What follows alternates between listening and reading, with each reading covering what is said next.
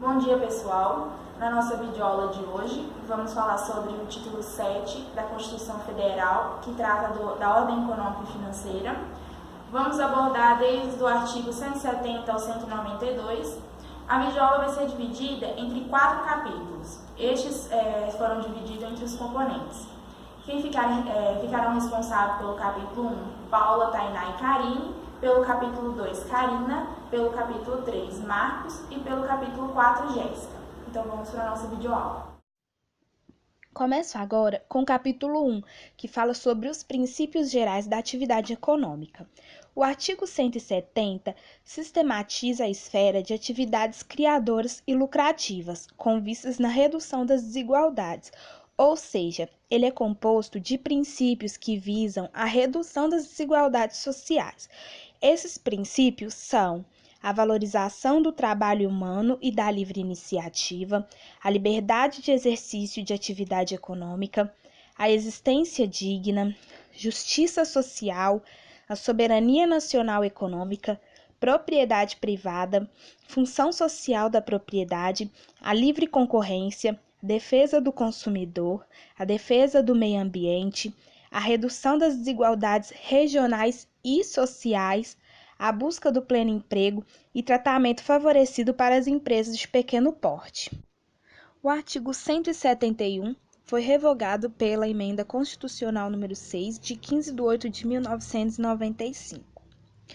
Artigo 172. As normas constitucionais da atividade econômica, elas equivalem ao contraponto das diferenças ligadas ao modelo capitalista, que existem para moderar o excesso do capitalismo, como instrumento de correção de danos diversos e nem sempre tendo seus resultados favoráveis.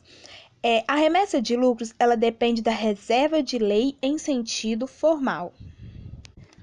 O artigo 173, ele fala sobre o interesse de Estado, que ele nunca pode ser maior que o da sociedade. Tem que respeitar a soberania brasileira do povo. Mesmo sendo modelo capitalista, a Constituição de 1988, ela reconhece a exploração direta da atividade econômica do Estado, que é a iniciativa pública e privada, mas com exceção, sempre respeitando os princípios da administração pública. Dando sequência ao que foi falado anteriormente, o artigo 174 da Constituição Federal preconiza que cabe ao Estado planejar e buscar soluções para a redução das desigualdades de acordo com as peculiaridades regionais e sociais do país. O Estado exige que o mercado cumpra com o que está disposto nas normas constitucionais e infraconstitucionais. Não visa lucro, apenas o efetivo cumprimento das normas, além de objetivar o bem comum, a justiça social e a dignidade da pessoa humana, para que não sofra abuso por parte do mercado econômico. Desse modo, o Estado pode intervir de forma direta e indireta. A intervenção direta ocorre na forma de empresas públicas e a intervenção indireta ocorre quando o Estado atua por intermédio das agências reguladoras, que exercem o papel de fiscalização, regulamentação e controle de produtos e serviços de interesse público. O artigo 175 enfatiza o encargo de proteção dos interesses da coletividade, que permanece nas mãos do Estado por determinação constitucional. Por ser um serviço público, é irrenunciável pelo Estado, não podendo transferir sua titularidade para a iniciativa privada. O poder público mantém total disponibilidade sobre o serviço público. O Estado, mesmo quando repassa para um particular apenas a execução de um serviço público, mantém a disponibilidade do serviço, desde o exercício do controle e da fiscalização até a própria fixação de tarifas a serem cobradas dos usuários. Nem todo serviço público é passível de concessão ou permissão ao setor privado, tendo em vista que esses institutos pressupõem a remuneração do contratado procedente dos usuários do serviço ou com receitas decorrentes da atividade do próprio serviço. Concessão é o contrato administrativo cuja formação gera um vínculo bilateral, oneroso, procedido de licitação, entre o poder concedente e o concessionário. E permissão é o ato administrativo discricionário, precário, unilateralmente revogável, embora na prática possa dar-se a curto prazo, inexistindo aí a aludida revogação. O artigo 176 refere a uma atividade de utilidade pública e não uma prestação de serviço público. como a exploração de recursos minerais e energia hidráulica, que, embora pertença à União, o concessionário detém a propriedade do produto da lavra, pois sem tal concessão, o proprietário não conseguiria apropriar do produto da exploração das jazidas. A administração pública pode conferir a exploração ou aproveitamento dos recursos minerais a uso de particulares, concessionários ou não de serviços públicos, por 3 formas administrativas: autorização de uso, permissão de uso e concessão de uso, que só podem ser efetuadas no interesse nacional por brasileiros ou empresa constituída sobre as leis brasileiras, que tenha sua sede e administração no país. É assegurada compensação financeira pela exploração de recursos minerais ao proprietário do solo, resultante do aproveitamento econômico. A autorização de pesquisa será por prazo determinado e não poderão ser cedidas ou transferidas sem prévia anuência do poder concedente. Já o aproveitamento de energia renovável independe de autorização ou concessão. Dando continuidade à nossa videoaula, eu vou explicar para vocês sobre o artigo 177 ao 180. O artigo 177, ele trata dos monopólios. A Carta de 1988, ela baniu os monopólios da ordem jurídica brasileira, reprimindo as formas de concentração econômica nas mãos de particulares. Nesse espaço de tempo, determinou que o legislador ordinário ele regulasse o transporte e o uso de materiais radioativos no território nacional, bem como combatesse o abuso do poder econômico e visasse a dominação do mercado. O artigo 177, ele restringiu o monopólio público e fechou a possibilidade de se monopolizar determinada indústria ou atividade. Agora eu vou explicar para vocês o que constitui monopólio da União, segundo os incisos do artigo 177. A pesquisa e a lavra das jazidas de petróleo e gás natural e outros hidrocarbonetos fluidos. Nessa hipótese aqui, a União ela vai poder contratar com empresas estatais ou privadas a realização dessas atividades, porém observando as condições estabelecidas em lei. A refinação do petróleo nacional ou estrangeiro. A importação e exportação dos produtos e derivados básicos resultantes das atividades previstas nos incisos anteriores. O transporte marítimo do petróleo bruto de origem nacional ou de derivados básicos de petróleo produzido no país, bem assim o transporte por meio de conduto de petróleo bruto, seus derivados e gás natural de qualquer origem. Aqui também no inciso 4º, o Constituinte, ele faculta a União a contratar com empresas estatais ou privadas a realização dessas atividades. E assim como o inciso 1º, tudo nos termos da lei.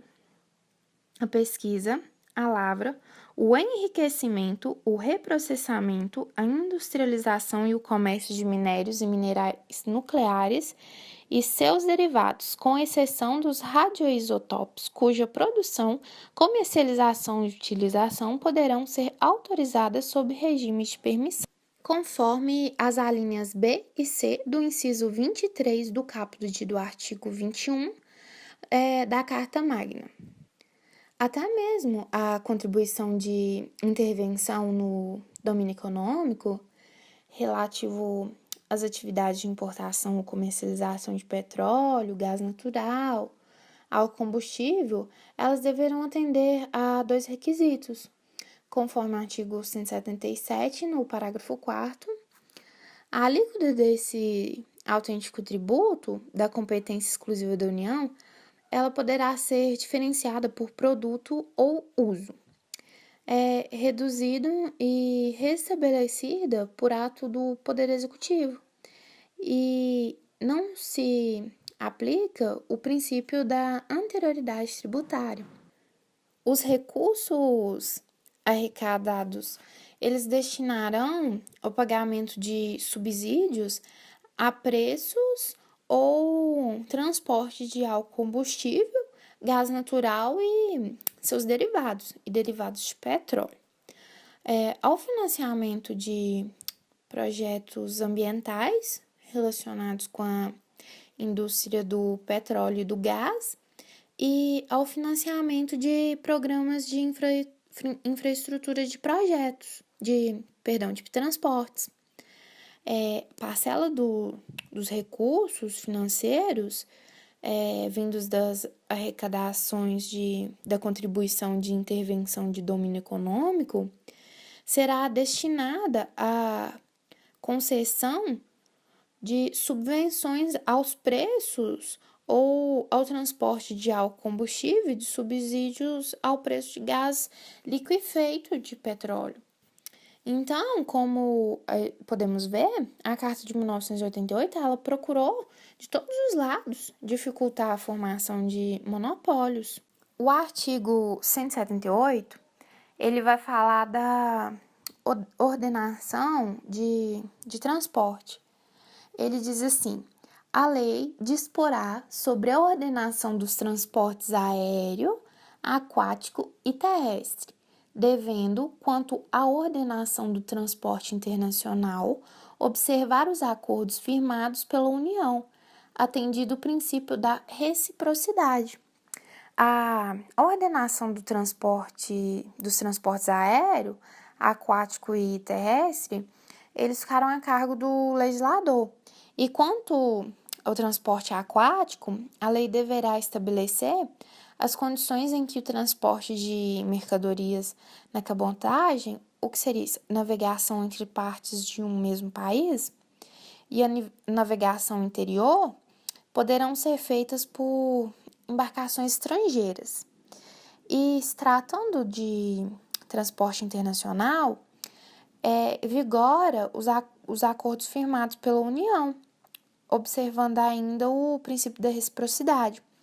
O princípio da reciprocidade, conforme o artigo 5º caput, são direitos iguais, vantagens iguais para os países signatários de convenções, tratados ou acordo de direitos das agentes, aquilo que determinado país conceder de benefício especial ao transportador ou transporte brasileiro, o Brasil também ele deverá retribuir na mesma proporção. A navegação de cabotagem é a que procede entre portos brasileiros e a navegação interior é aquela realizada no próprio território físico brasileiro, ao longo dos rios e lagos. Então, esse é o nosso conteúdo do artigo 178. O artigo 179, ele vai falar de microempresas e empresas de pequeno porte. O artigo 179, ele diz: a União, os Estados, o Distrito Federal e os municípios dispensarão às microempresas e às empresas de pequeno porte, assim definidas em lei, tratamento jurídico diferenciado, visando a incentivá-las pela simplificação de suas obrigações administrativas, tributárias, previdenciárias e creditícias ou pela eliminação ou redução dessas por meio da lei. O incentivo, ele não fere o princípio da isonomia tributária. Motivos extrafiscais, eles permitem à lei imprimir tratamento desigual a microempresas e empresas de pequeno porte, de capacidade contributiva distinta, afastando do regime simplificado aquelas cujos sócios têm condições de disputar o mercado de trabalho. Então, desse modo, a lei pode simplificar, reduzir e até eliminar encargos administrativos, tributários e previdenciários e creditícios. Agora, por último, que eu vou explicar para vocês, o artigo 180, que fala de incentivo ao turismo. O artigo 180, então, diz: a União, os Estados, o Distrito Federal e os municípios promoverão e incentivarão o turismo como fator de desenvolvimento social e econômico. Algo que, de certa forma, constitui uma extensão do direito ao lazer, que fala lá no artigo 6º da Constituição. Desse modo, buscou-se incrementar o desenvolvimento social e econômico dos entes federativos que tenham pontos de atração turística. Então, eu encerro aqui a nossa aula do artigo 177 ao 180. O nosso próximo tema a ser estudado é o capítulo 2, da política urbana. Política urbana, ou política de desenvolvimento urbana, é um programa do governo que deve ser executada pelo município, com o objetivo de desenvolver as funções sociais da cidade e a garantia do bem-estar de seus habitantes. O principal instrumento para que a política urbana possa ser desenvolvida é por meio do plano diretor, que apresenta como o estatuto tem de ser aplicado em cada município, devendo ser aprovado pela Câmara Municipal e sendo obrigatório para cidades com mais de 20 mil habitantes.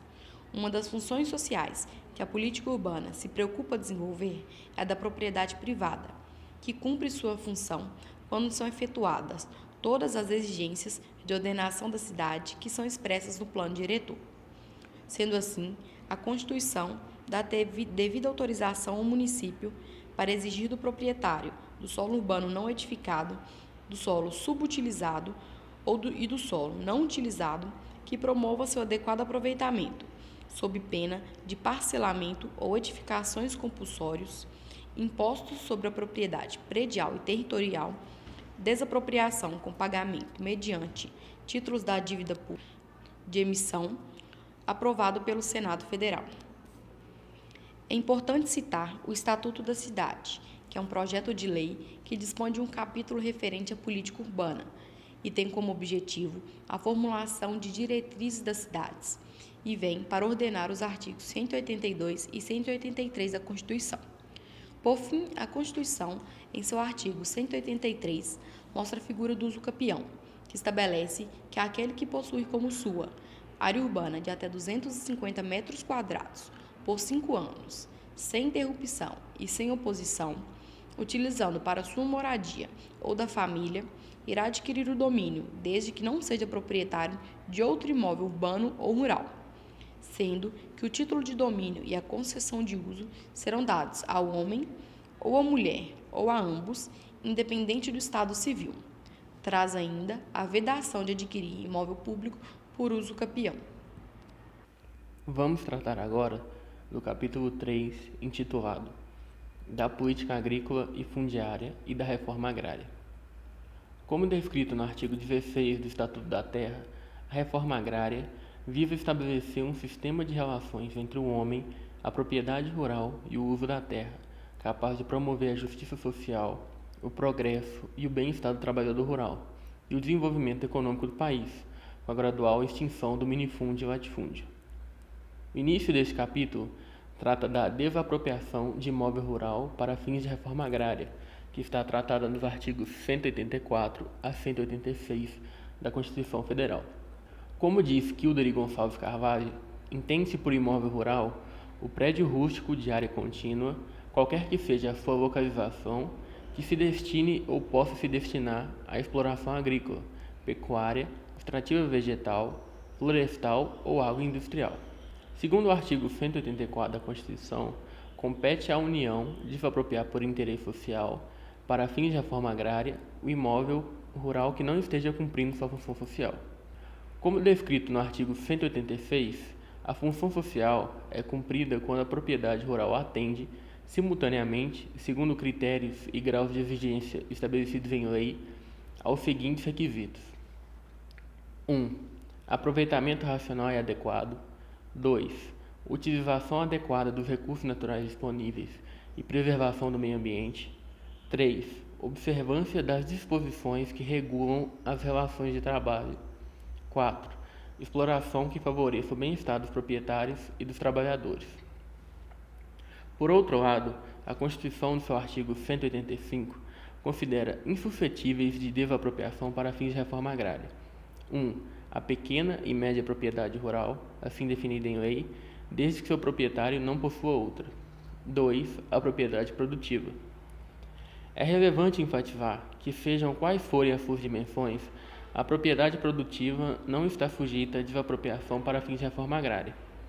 O artigo 185, em seu parágrafo único, diz que a lei garantirá tratamento especial à propriedade produtiva e fixará normas para o cumprimento dos requisitos relativos à sua função social.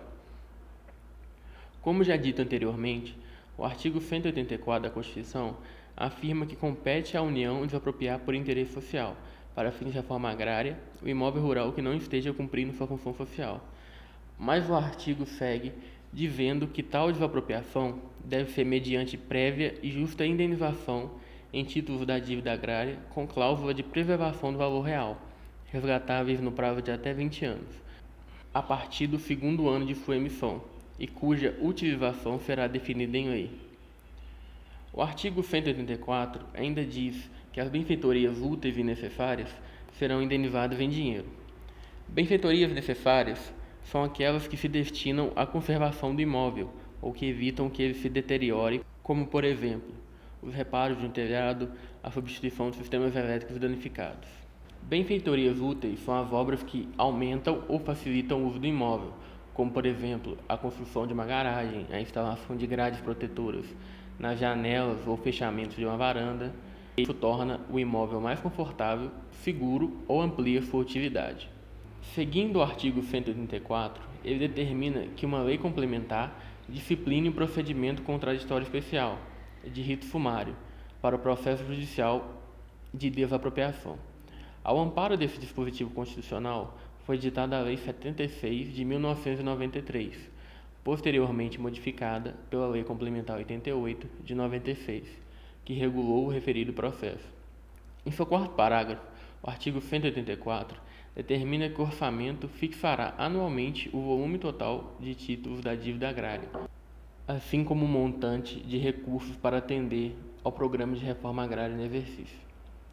O parágrafo 5º do artigo 184 estabelece uma hipótese de imunidade tributária, afastando a incidência de impostos federais, estaduais e municipais às operações de transferência de imóveis desapropriados para fins de reforma agrária.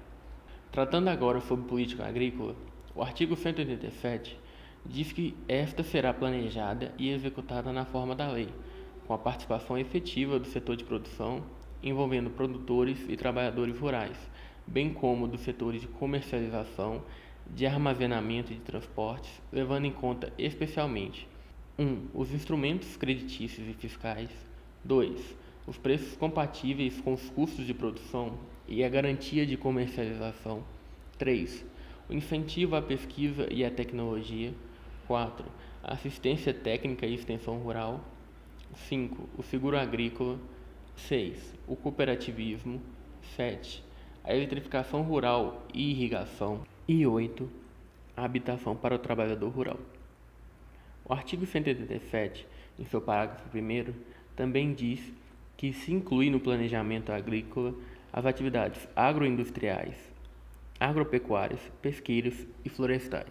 O artigo 188 diz que, em qualquer caso, a destinação de terras públicas e devolutas deve ser compatibilizada com a política agrícola e com o Plano Nacional de Reforma Agrária. Terras devolutas são terras públicas sem destinação pelo poder público e que em nenhum momento integraram o patrimônio de um particular, ainda que estejam irregularmente sob sua posse.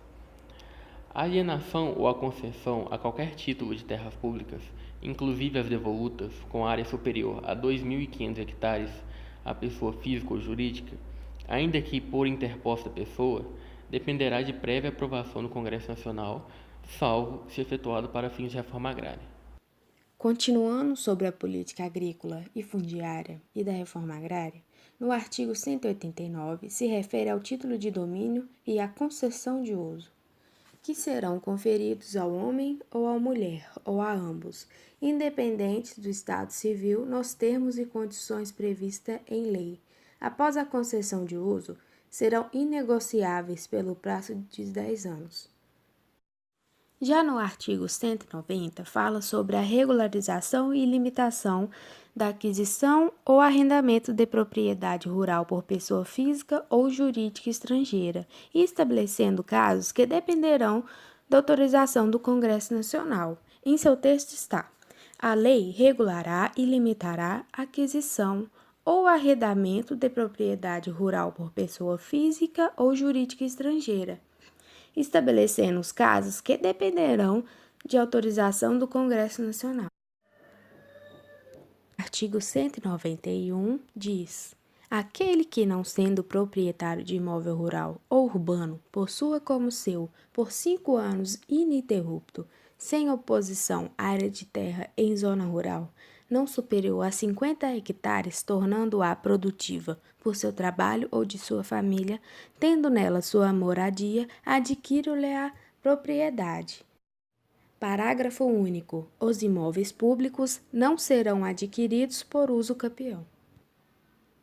O artigo acima se refere ao uso campeão pro labore, o que caracteriza como uso campeão pro moradia, aquele que possua como sua, por 5 anos ininterruptos, sem oposição, a tornando produtiva pelo seu trabalho e de sua família, tendo nela sua moradia e não sendo proprietário de imóveis rural ou urbano.